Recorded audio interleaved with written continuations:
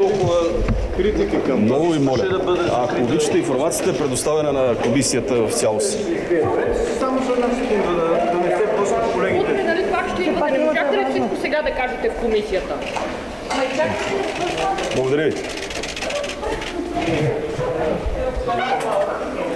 Не, кажете. Може да кажете, имаше ли критики към председателя на ДАНС? Вие имахте ли критики? Моля да се. Беше секретно заседание. Кое беше секретното в информацията, за да се секрети заседание? Моля ви се, няма да коментирам. Благодаря за интереса. Предполагам, че председателя ще даде информация, която прецени, че е подходяща за медиите. Кое беше секретното? Това, което мога да ви кажа чисто политически, виждаме една безобразно отношение към секретната информация. Едно е сигурно, това, което се случи, повлияе върху доверието по отношение на машините и не трябваше да се случва. Не заради друго, защото проблем с машините всъщност не е имал. Вече дали ДАНС е била използвана по някакъв начин или не е отделна тема. Със сигурност обаче в ДАНС има достатъчно добри специалисти, които много добре знаят дали това, което се е случило, може по какъвто и да е начин да повлияе на самия процес. Политиците ли злоупотребиха с тази справка? Това ще оставим на вас, журналисти, да кажете. Има ли шанс пред вас второто да се гласува с машини? Да се надяваме, че има, защото ние нямаме впечатлението, че по някакъв начин машините са компрометирани. Аз мисля, за да спечели Васил Терзиев ви трябват машини или не мога да разбера точно защо са машините? Очевидно не. Васил Терзиев на първи тур е с голяма предпоставка, така че не ни трябва каквото и да било в технологията за гласуване, така че нашата информация. Това, което казвате, сякаш ДАНС са объркали. Не сме обсъждали подобна тема. Това е решение на самия господин Тончев. При всички положения има проблеми в самата ДАНС по отношение на възлагането и изпълнението на определени задачи. Това може да кажем, защото заседанието в крайна сметка беше закрито. ДАНС ли е? Е възложил да бъде изготвена тази справка и да бъде изложена спретно на събрание. Тоест, каква отговорност имате? Не е възложено от ДАНС самата справка. Че просто чисто детално, което касае нашата работа, разбрахте защо журналистите безпрецедентно не бяха допуснати до сградата на... Не, съжалявам за това, нормалното е да бъдете вътре в сградата, извинявайте. Стана ли ясно защо заместник министър е направил това заседание? Това, което ми е интересно, е, че вътрешните правила предвиждат документиране на целия процес по удостоверяване.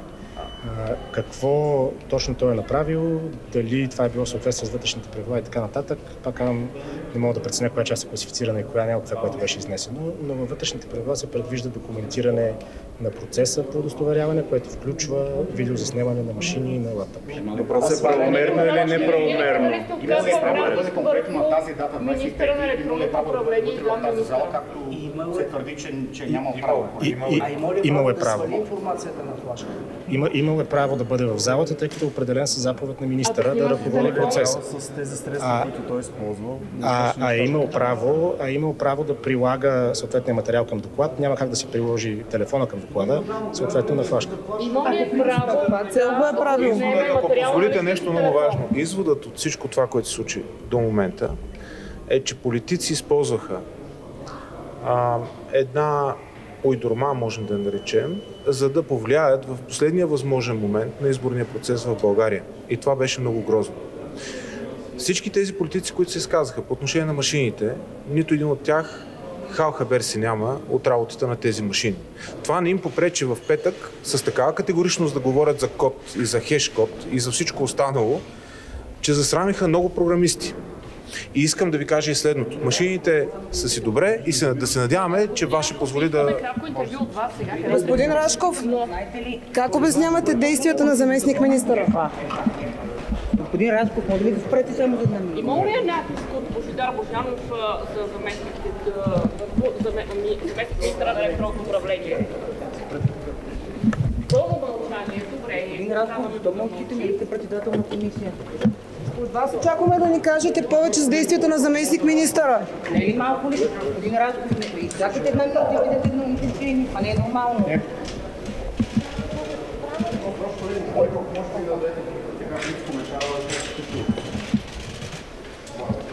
Няма как да бъдат коментирани политически и да не се упражняваме в политика. Така или иначе, един човек е влязъл в една зала и извършил едни действия. Оттам нататък няма да говорим повече. За мен лично, казвам личното си мнение, действията, които са описани в доклада, дори не като за човек, който е вътре в политиката, като един обикновен евентуален ползвател на машина по време на гласуване, за мен това би хвърлило сянка на съмнение. Господин Вълчев, това с каква цел го прави, според вас? С каква цел е направено това нещо, няма как да предполагаме. Отново, дори пред вас ще повторя това, което казах вътре. Искам да се съсредоточим върху това, което се е случило и е документирано технически, без да се опитваме да предполагаме кой, защо, какво е направил. Аз лично, отново ви казвам личното си мнение, съм изключително, дори ще употребя тази дума, бесен съм за това, което се случи, защото Има такъв народ е партията, която поиска и се пребори машините да бъдат включени в изборния процес. И всяко действие, което хвърля сянка върху това нещо, аз го приемам като нещо недопустимо. Така или иначе, аз исках да говорим само за това какво се е случило, какво е документирано и да не правим политически разговори вътре в тази комисия. Според вас това повлияло ли дори от малък процент на изборния процес? Този скандал, който се разрази около доклада? Това отново е предположение, за което всеки политик, в зависимост от това на каква страна стои, ще ви отговори различно. Вие разбрахте ли какво се е случило? Технически разбрахме какво се е случило, но пак ви казвам, не виждам нужда да правим предположения, тъй като не това е нашата работа тук в тази комисия. България, че това е било законно, имало е право според Ивайло Мирчев, имало е право да бъде този заместник. Този човек е имал право да бъде там и до там. Всичко останало има вътрешни правила на това министерство, които най-вероятно не са секретни, които най-вероятно, ако вие поискате, ще ги прочетете. Просто трябва да се поставите това, което се е случило с това, което пише вътре. Нещата са толкова прости, че няма по-прости на къде да бъдат. За констатиране на това, което се е случило. Виждате, аз също се опитвам, въпреки че бих могъл в момента да го направя, да избягвам политическото говорене и просто да констатирам факта, че да, един човек е бил някъде, където има достъп до информация и извършил действия, които по правилник не би трябвало да извършва. Оттам нататък, отново казвам вече личното си мнение, за мен като човек, който гласува, това поражда съмнение в чистотата, в възможността на това вота да бъде чист, наистина. Изясни ли се дали тези действия, които са извършени, биха могли по някакъв начин да получат? Това също е предположение. Това също е законно ли са или са незаконни? Това, което е извършено вътре, е констатирано по един начин, а дали те биха могли да повлияят, това е част от може да се установи дали биха могли да повлияят. Това няма как технически да се установи.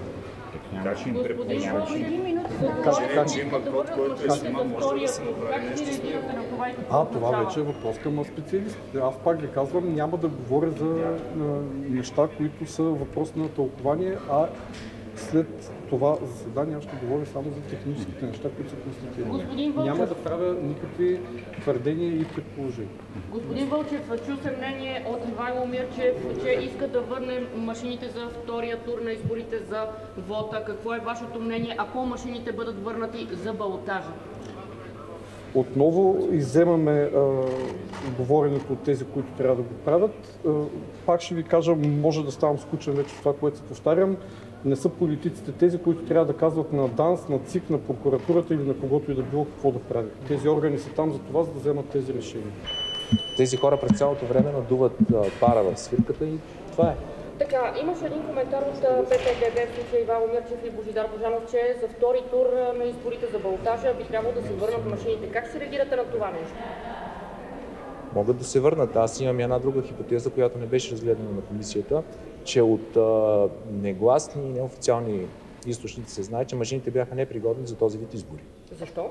Просто защото чисто механично щеше да настане голям хаос с избирането на някои места с по 4 избора. За местен кмет, за селски кмет, за районен общински и избори за общински съветници. Просто машините... Аз не мога да кажа дали ще се върне доверието или не. Въпросът е, че тази власт, която е в момента, тотално ще разочарова хората от институциите. И от съответно избори. Вие искате да кажете един момент, вие искате да кажете, че софтуера на машините не е бил Няколко въпроса бяха зададени. и заради това Неправомерно ли е действал заместник министъра? Да. Така, чуйте сега моя въпрос. Искате да кажете... Според доклада на ДАНС, според правилата за действие. Чакай да кажа изречението. Не е бил пригоден за местни избори и по този начин е била прикрита една голяма далавера, за която са взети пари. Да, тази хипотеза трябва да бъде разглеждана. Да, тази хипотеза трябва да бъде разглеждана. Машините не бяха пригодни за местни избори в този вид, както е в България. С 4 възможни на някои места. Просто щеше да стане тотален хаос, хората нямаше да могат да се оправят и изборите трябваше да бъдат касирани. Да, казвам. Според вас като партийна позиция, според вас като партийна... Дали са пари за пригаждане на софтуера към съответните избори за неговото настройване? Може и да са взети, но не са се справили с нагласата на машините за такъв вид избори. Те първоначално не могат да станат. Те не са изгодни. Чисто интерфейсът им дори не е подходящ за такъв вид избори. Според вас като партийна позиция следва ли... Когато гласуваш с хартиена бюлетина, можеш да се върнеш и да видиш за какво гласуваш. На тези машинки, като започнеш да гласуваш, не можеш да се върнеш назад, да видиш за какво. Не можеш. Според вас като партийна позиция следва ли да има... Според вас... Демонстрация е едно, но когато трябва да се настроят десетки хиляди машини за секциите или не знам колко са били, просто не е направено. Чисто механично не можеха да го направят. Няма работна ръка, както и колкото и грубо да ви кажа, просто не могат. Според вас като партия, има такава. Според вас като партия трябва ли да има промяна в изборния кодекс, както призоваха редица други ваши колеги в парламента? Ще го помислим, да, според мен да. Добре, с каква цел тогава е действал заместник министъра? С каква цел? Именно с такава цел, според мен, е да стане една суматоха, за да може по много начини да се използва това. Ето, например, прикрива се невъзможността машините да бъдат ползвани удобно за такива местни избори. Това също е версия. И тя въобще не беше разглеждана. И няма и да бъде разглеждана, защото те изборите минаха. Кой печели от тази суматоха? Моля? Кой печели от тази суматоха? Зад колиците, то е ясно. Хора, които не искат да има институционално мислене. Хора, които не искат да има доверие в изборния процес. Зад колисието. Вижте, темата е дълбока, но ще започна отдалече. Тези хора, които... Тя е, ако щете, доктринална. Тези хора се наричат за мен банковото задкулисие по цял свят. Най-обобщено. Ето примера с еврозоната. Европейската централна банка води политиката си абсолютно независимо от всички органи политически. Те не носят никаква отговорност. Обаче, отговорността се иска от хората, които са на власт. Това са доктринални въпроси. Зададахте ми ги, аз ви отговорих. В такъв случай подкрепяте ли сега машинния вод? В София? Аз лично няма да подкрепя никой от тези двама кандидати, но това е въпрос на партийна политика и те първа ще се разиска. Защото на трите въпроса, за които аз лично държа, моето семейство и хората около мен с ценности, трите въпроса са гей парадите, отношението към ваксините, влизането в еврозоната. Това са политически национални въпроси. Искам да чуя за тези три въпроси позициите на тези двама кандидати, които останаха. Те не са казани ясно. Може ли да назовете лицата на българското банково задкулисие по ваши думи с имена? Тези хора не могат да кажат дори, че са виновни. Те просто използват една конюнктура, която е в цяла Европа.